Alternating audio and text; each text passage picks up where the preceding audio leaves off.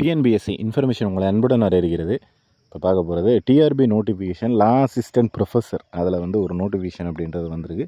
இதில் இந்த தேர்வில் எப்படி வந்து ஈஸியாக நம்ம வெற்றி பெறலாம் அப்படின்றதையும், இது வந்து எவ்வளோ பெரிய வாய்ப்பு அப்படிங்கிறத மிக மிக முக்கியமாக பார்க்க போகிறோம். என்ன அப்படின்னு பார்த்தீங்கன்னா, ரொம்ப நாளைக்கு அப்புறம் டிஆர்பி தரப்புலேருந்து, அது லா அசிஸ்டன்ட் ப்ரொஃபஸருக்கு கிட்டத்தட்ட வருடக்கணக்கில் ரொம்ப வருஷத்துக்கு அப்புறம் ஒரு நோட்டிஃபிகேஷன் அப்படின்றத கொடுத்துருக்காங்க. அது லா அசிஸ்டன்ட் ப்ரொஃபஸர். இது ஒரு சில போஸ்டிங் பார்த்தீங்க அப்படின்னா, அதாவது அசிஸ்டன்ட் ப்ரொஃபஸரு, அசோசியேட் ப்ரொஃபஸர்னு ஒரு 3 விதமான போஸ்டிங் இருக்குது. அசிஸ்டன்ட் ப்ரொஃபஸரில் ப்ரீலா ஒன்று, அசிஸ்டன்ட் ப்ரொஃபஸர் ஒன்று, அடுத்து வந்து அசோசியேட் ப்ரொஃபஸர் ஒன்று. ஸோ இதில் பே ஸ்கேல்லாம் பார்த்தீங்கன்னா, ஒரு சில போஸ்டிங்க்கு 1 lakh வரையுமே வரும். ஒரு சில போஸ்டிங்க்கு நம்ம குரூப் 2 கேட்டகரியில் வரும். டிஆர்பி அதில் வந்து பிஜிடிஆர்பி லெவலில் வரும். ஸோ எல்லா போஸ்டிங்குமே பார்த்தீங்கன்னா அதை விட கொஞ்சம் ஹை ரேஞ்சில் தான், அதாவது குரூப் 2 விட ஹை ரேஞ்சில் தான் இருக்கும்.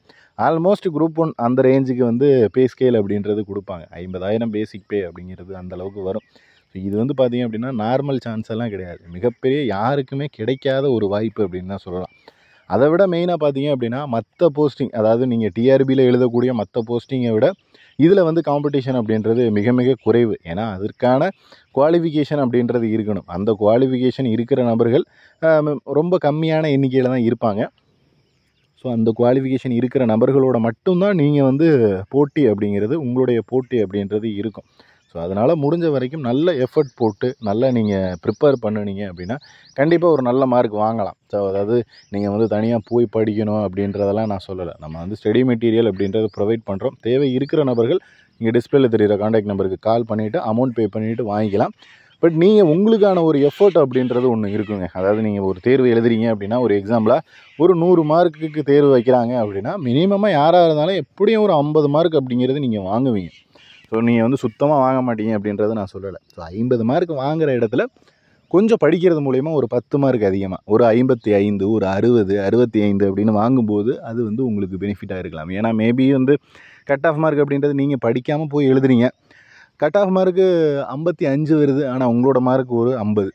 எதுவுமே படிக்கலை, எதுவுமே ப்ரிப்பேர் பண்ணலை. பட் அதுக்கப்புறம் வாய்ப்பை தவற விட்டதுக்கப்புறம் நம்ம வருத்தப்பட்டு எந்த பிரயோஜனமும் இல்லை. ஸோ அதனால் இப்போ இருந்து படிங்க. ஒரு 5 மார்க்குக்கு படிங்க, ஒரு 10 மார்க்குக்கு மட்டும் படிங்க போதும். உங்களால் வந்து ஒரு ஸ்கோர் பண்ண முடியும். அந்த ஸ்கோரில் இருந்து ஒரு 10 மார்க் நான் எக்ஸஸாக வாங்க போகிறேன் அப்படின்றத படிங்க. அந்த 10 மார்க்குக்கு நம்ம உழைப்பு போட்டோம் அப்படின்னா கட் ஆஃபில் அதில் உள்ளே வர்றதுக்கான வாய்ப்பு அப்படின்றது இருக்குது. ஸோ அதுதான் சொல்கிறேன். இது வந்து மிகப்பெரிய ஒரு ஆப்பர்ச்சுனிட்டி. இந்த ஆப்பர்ச்சுனிட்டியை மிஸ் பண்ணணும் அப்படின்னா கண்டிப்பாக மறுபடியும் வர்றதுக்கு, அதாவது வருஷங்கள் உருண்டு ஓடி போயிடும். கிட்டத்தட்ட இன்னும் ஒரு 10 வருஷத்துக்கு அப்புறம் வருது அப்படின்னா நம்ம வேறு ஒரு ஃபீல்டில் வேறு ஒரு இடத்துல இருப்போம். அதாவது படிக்கிற இடத்துலையோ தேர்வு எழுத போகிற இடத்துலையோ நம்ம இருக்க மாட்டோம்.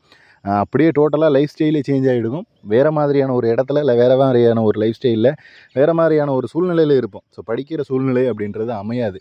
ஸோ இப்போ இந்த நிமிஷம் நமக்கு அமைஞ்சிருக்கு அப்படிங்கிறது மிகப்பெரிய ஒரு எதிர்பார்ப்பு. ஏன்னா அடுத்த வரக்கூடிய நோட்டிஃபிகேஷனுக்கு நமக்கு ஏஜ் லிமிட் இருக்கா இல்லையா அப்படிங்கிறது கூட தெரியாது. அந்தளவுக்கு வந்துட்டு ரொம்ப நாளுக்கு அப்புறம் தான் வரக்கூடிய நோட்டிஃபிகேஷனுக்கு நமக்கு ஏஜ் லிமிட் இருக்கா என்னன்னு கூட தெரியாது. அதனால் இப்போ வந்திருக்கிற ஒரு நோட்டிஃபிகேஷனை நம்ம ஃபுல்ஃபில்லாக நம்ம வந்துட்டு முழு எஃபர்ட் போட்டு யூஸ் பண்ணணும். ஏன்னா அந்த சூழ்நிலையில், அப்போ இருக்கிற சூழ்நிலைக்கு நம்மளால் படிக்க முடியாமல் போகலாம், இல்லை படித்து அதுக்கான வாய்ப்புகள் இல்லாமல் போகலாம், அமையாமல் போகலாம். ஃபேமிலி சுச்சுவேஷனு அந்த மாதிரி நிறைய வந்து விஷயங்கள் இருக்குது. ஸோ அதனால் இப்போ அது எல்லாத்துக்குமே ஒரு சான்ஸ் அப்படின்ற மாதிரி இப்போ ஒரு வாய்ப்பு கிடச்சிருக்கு. இந்த வாய்ப்பை தவற விட்டுட்டு அதுக்கப்புறம் நான் வருத்தப்பட்டு எந்த யூஸும் கிடையாது. ஏன்னா இதே போல் இப்போ ஒரு டெட் தேர்வு மாதிரியோ, இல்லை மற்ற தேர்வுகள் மாதிரியோ, டிஎன்பிஎஸ்சி குரூப் 4 மாதிரியோ, குரூப் 2 மாதிரியோ, போலீஸ் எக்ஸாம் மாதிரியோ இது வருடம் வரக்கூடியதோ அல்லது 2 வருடங்களுக்கு ஒரு வரக்கூடிய தேர்வோ கிடையாது. உங்களுக்கே தெரிஞ்சிருக்கும். நீங்கள் வந்து இதை எப்போ படிச்சிருப்பீங்க, எப்போ நோட்டிஃபிகேஷன் வருது அப்படிங்கிறத உங்களுக்கே தெரிஞ்சிருக்கும். ஸோ அதனால் முடிஞ்ச வரைக்கும் கிட்டத்தட்ட 10-15 வருஷம் எனக்கு தெரிஞ்சு இப்போ தான் முதல் முறை லா அசிஸ்டன்ட் ப்ரொஃபஸர் அப்படின்றது கொடுக்குறாங்க. இதுக்கு முன்னாடி ஒரு 5-6 வருஷத்துக்கு முன்னாடி வேணால் கொடுத்துருக்கலாம்.